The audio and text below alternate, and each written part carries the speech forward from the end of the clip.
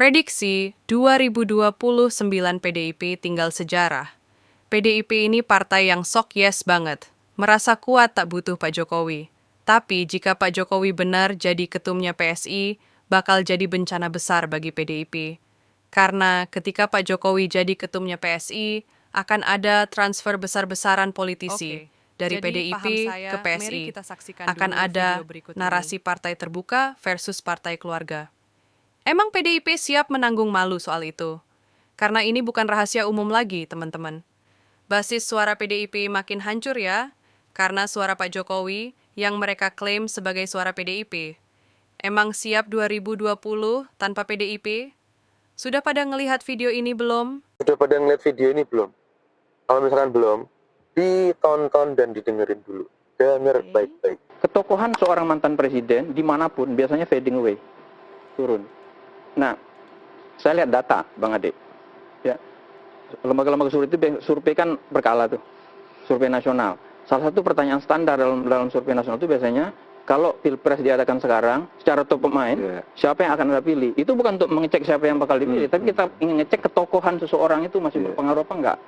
Pak SBY, ya, dalam survei waktu itu Bang Ade sama saya masih satu lembaga, di Oktober sama Desember 2015, setahun, bahkan lebih setahun dari turunnya Pak SBY, elektabilitas top of mind Pak SBY masih di kisaran 4-5%. 4-5%. Sedangkan Pak Jokowi? Pak Jokowi sekarang baru 4-5 bulan selesai, sudah 2% saja. Jadi, kalau kita hitung secara... Itu elektability kan? Elektabilitas. Bukan popularitas. Kalau popularitas masih 90% lebih pasti. Elektabilitas itu menunjukkan seberapa banyak orang yang masih betul-betul belum tanda kutip move on dari tokoh itu dan tetap akan terus menjadi diehardnya. Artinya tingkat elektabilitas Pak Jokowi itu kalau kita ukur itu menurun 2 kali lebih cepat dibandingkan dengan tingkat elektabilitas Pak SBY. Itu artinya kita harus bersyukur karena cuma tinggal 2% doang yang masih bisa dibohongin dengan pencitraan palsunya dia. Itu bukan gue yang ngomong loh ya. Apa lo? Efek Jokowi nggak ada. Efek PSI nggak ada. Efek Gibran nggak ada. Ini data surveinya. Nah, artinya ini akan menunjukkan bagaimana ke depannya nanti. Jokowi selesai. PDI Perjuangan tetap ada. Nanti kita akan berbicara dengan Gerindra. Bukan Jokowi lagi.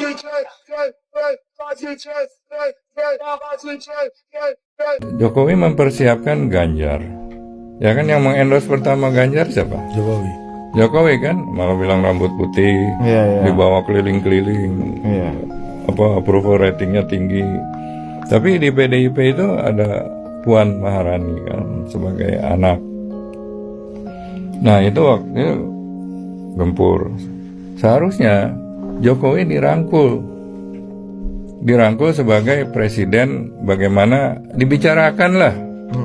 Bukan akhirnya kan Ganjar dibajak Megawati punya gitu loh, bukan Jokowi lagi. Oh gitu Pak ya? Anda melihatnya ini membajakan balik Ganjar dari Jokowi gitu? Anda lihat waktu pengumuman Ganjar nggak? Waktu sebelum Lebaran, baru nyampe di Solo udah dipanggil lagi. Ya kan, mestinya kan udah antisipasi juga, direncanakan dengan matang, dibicarakan, didiskusikan. Berdua tuh pemimpin petinggi partai, ya. Jadi kalau itu dilakukan, tidak akan terjadi seperti ini. Nah, Pak Jokowi kelihatannya, ya, oh Ganjar kok udah kesana gitu loh. Dia cari yang lain. Tapi dia, saya pikir cukup cerdik ya. Ya, dengan yang lain kalau dibilang politik dinasti, ya bukan monopolinya Jokowi. Lihat Demokrat, AHY dipromosikan seperti apa. Jadi Jokowi memang harus masuk di PSI. Seperti tadi saya bilang Mas, partai lain takut. Karena apa? Diacak-acak nanti. Enggak lah, mana ada yang takut. Karena apa? Diminta kok. Berdasarkan hasil diskusi kami, ya, sesama mahasiswa magister ilmu politik, ini Jokowi ini bukan sosok negarawan. Ini preman politik ini. Preman politik. Preman Sosok politik. negarawan. Bukan. Politik gimana? Mas Wirawan. Bukan. Ya, Jadi itu Mas. saya sampaikan kalau misalkan Pak Jokowi ini ditakuti oleh partai, ngapain partai itu minta Pak Jokowi untuk menjadi bagian dari partainya kan? Kan sebentar sederhananya itu begitu. dulu Mas. Nah, sekarang juga masih ada. Gak mungkin. Sekarang masih ada. Emangnya Pak Zulkifli Hasan mau Kemarin terakhir Pak Jokowi Ketua masuk? Umum Ya, nggak Golkar mungkin bilang lah. begitu. Ketua Umum Golkar bilang begitu. Ya, Kalau Golkar Pak Bahlil iya, Ya. tetapi yang lain nggak mungkin. menginikan Pak Jokowi ini masih di Masyarakat, sampai dia yang Bang Ray dulu deh, Bang Ray. Yang mana ini? Yang ini bangkit dari kubur kemudian Aku nggak masuk. Kan saya udah mengatakan tadi. Ya. Siapapun orangnya pasti diminati partai. Semakin banyak orang masuk partai, Apalagi semakin Pak mereka. Jokowi. Persoalannya adalah partai ini, orang yang mau masuk ini mau duduk di mana? Kalau belum apa-apa ujuk Anda masuk jadi ketua umum ya jelas. Nanti dulu dong. Kami kan punya aturan kan, gitu loh kira-kira. Ya.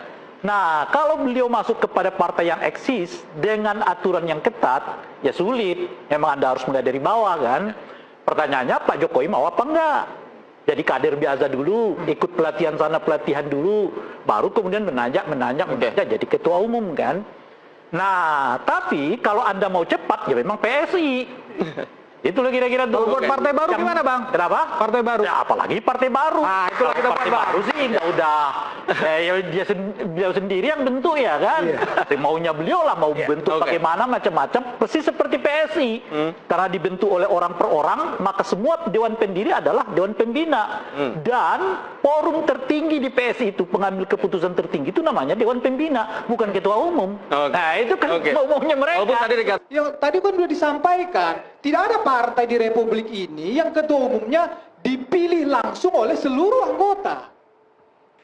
Seluruh anggota, misalnya anggotanya 7 juta memilih ketua umumnya. Ya kan di representatifnya ada kan DPC DPD tersebut kan. Ya ini langsung, itu perbedaannya, makanya saya bilang di situ perbedaannya super terbuka. Oke, yang lain partai terbuka, hanya untuk dalam konteks anggota semua boleh masuk, tetapi ini maksudnya setiap orang, setiap anggota partai memiliki hak langsung memilih ketua umumnya. Jadi setiap pemilihan ketua umum itu kayak kita pemilu lah begitu. Nah, itu yang saya katakan tadi.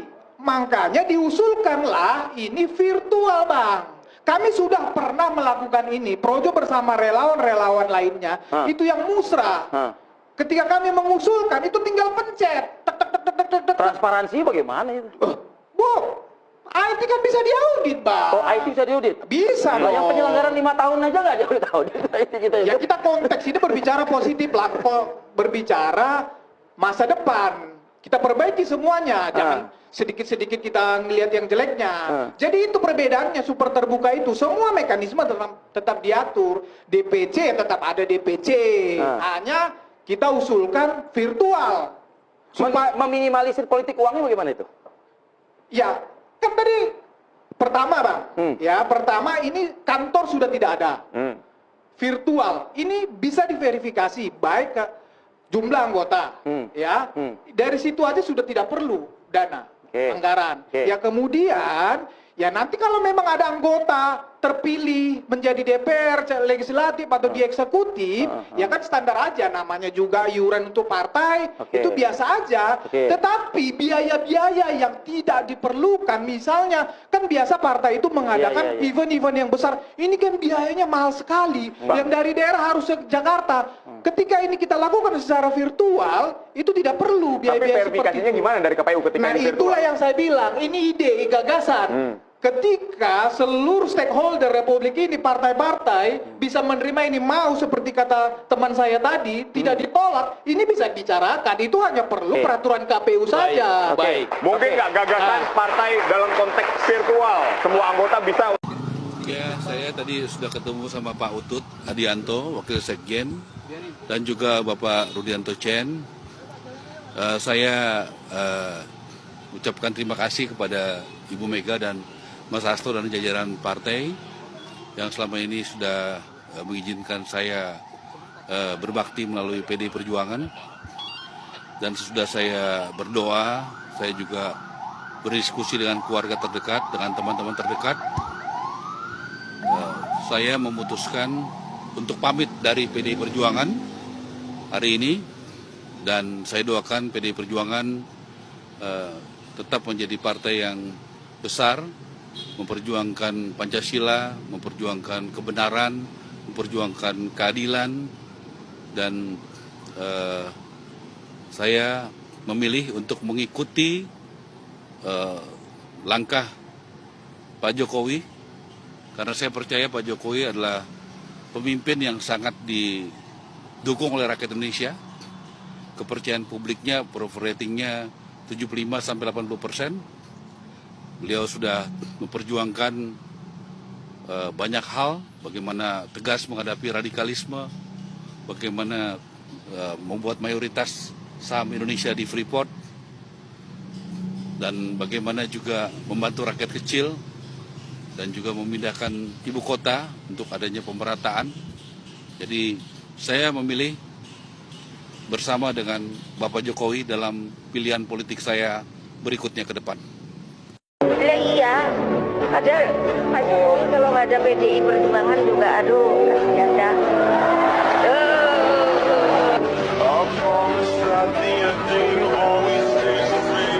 Ya, istilahnya minta pertanggungjawaban Bapak juga nih. Kenapa saya? Ya karena pada saat Bapak lah, ini sampai saat ini narasi itu muncul di WhatsApp grup P3, bahwa pada zaman Bapak memerintahlah P3 ini tidak lolos untuk pertama kalinya. Ya. Jadi saya minta pertanggungjawaban Bapak juga. Oh saya, dibilang gitu. Katanya saya. Ya udahlah Pak, saya nggak mau cari siapa yang salah. Bantu aja kita untuk bisa kembali. Siapa tahu Bapak punya pandangan-pandangan, pikiran-pikiran tentang siapa yang bagus untuk memimpin partai ini ke depan. Dan apa yang beliau sampaikan sampai saat ini rasional, dan tentu masih ada pertemuan-pertemuan lagi harapan saya. Masukan dari orang yang pernah 10 tahun mengendalikan politik nasional dan sekarang masih setengah mengendalikan ini kan penting. Terus menurut Cak Ridwan, bagusnya ke depan ini, Golkar dipimpin siapa? Saya sudah bicara mulai dari awal. Tidak ada kader yang lebih baik daripada Jokowi. Loh kan bukan kader Golkar. Siapa ngomong? Buktinya apa? Buktinya. Sejak 97 yang namanya Jokowi itu sudah kader Golkar Orde Baru. Oh, Golkar zaman Orde Baru. Orde Baru. Saya waktu itu ketua umum HIPMI tahun 90-95. Habis itu ketua real estate. Jokowi itu HIPMI di Solo. Ketua Asosiasi Mebel Indonesia Asmindo Solo Raya 97-2002. Gak ono zaman ketua organisasi zaman itu lah gak Golkar. Siapa dong ketua umum Asmindo ini waktu itu? Bob Hasan. Ya. Bob Hasan itu pengurus DPP Golkarnya Harmoko. Nggak mungkin saya ini ketua HIPMI karena Golkar. Zamannya Bambang Yoga Sugama. Di Jawa Timur sampai ketemu aku biar ya itu. Jadi cocok ya. Loh, tahun 2005 maju wali kota. Saya tanya sekarang, apa langsung ujuk-ujuk dia jadi calon wali kota? Ngolek surat rekomendasi. Datang ke Golkar. Di situ saya dibawa oleh Kus Raharjo, ketua Golkar Solo. Bawa Jokowi ke pusat. Pak Ridwan dukung pengusaha. Oh, tak dukung pengusaha. Ini Golkar. Belum PDIP. Ya. Nah, cuman oleh Golkar karena kita waktu itu mempersiapkan calon lain Sekda. Maka Pak Jokowi pindah lagi ke Pak Amin Rais, ke PKS. Dapat Amin Rais. Terakhirlah baru dapat PDIP dengan syarat harus FX Rudi sebagai wakil. Akhirnya jadilah dicalonkan PDIP. Oh dulu. Kalau dia kader PDIP, otomatis sama dia ono nyari kemana-mana. Ya. Langsung aja kan. Langsung dari siapa? Langsung. Kalau yang kader PDIP ya Pak FX Rudi kan. FX Rudi sejak awal sudah ketua. Iki gak pengusaha. Pemain bebas. Gimana Pak? Masa nggak tahu? Sebetulnya ya yang dikehendaki ya oleh para pengurus Golkar di daerah untuk menjadi ketua umum Golkar itu ya dari dulu sebetulnya Pak Jokowi.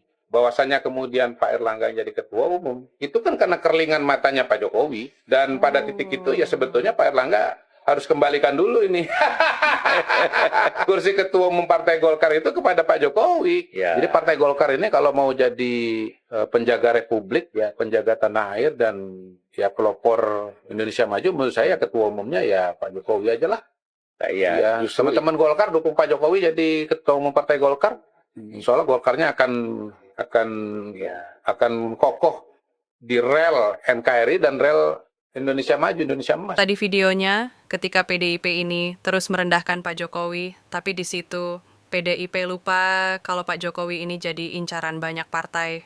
Bahkan sudah ada anggota partai yang merasa menyesal pernah melawan Pak Joko Widodo. Itu pun jadi pembelajaran untuk mereka gitu loh.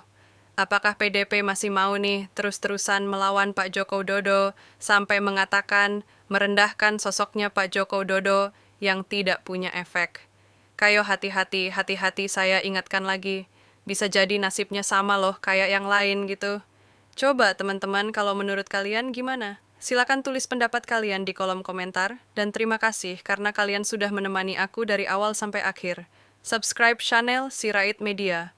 Mohon undur diri. Ayo berpartisipasi dalam kebaikan bersama Yayasan Cipto Pelito Kasih.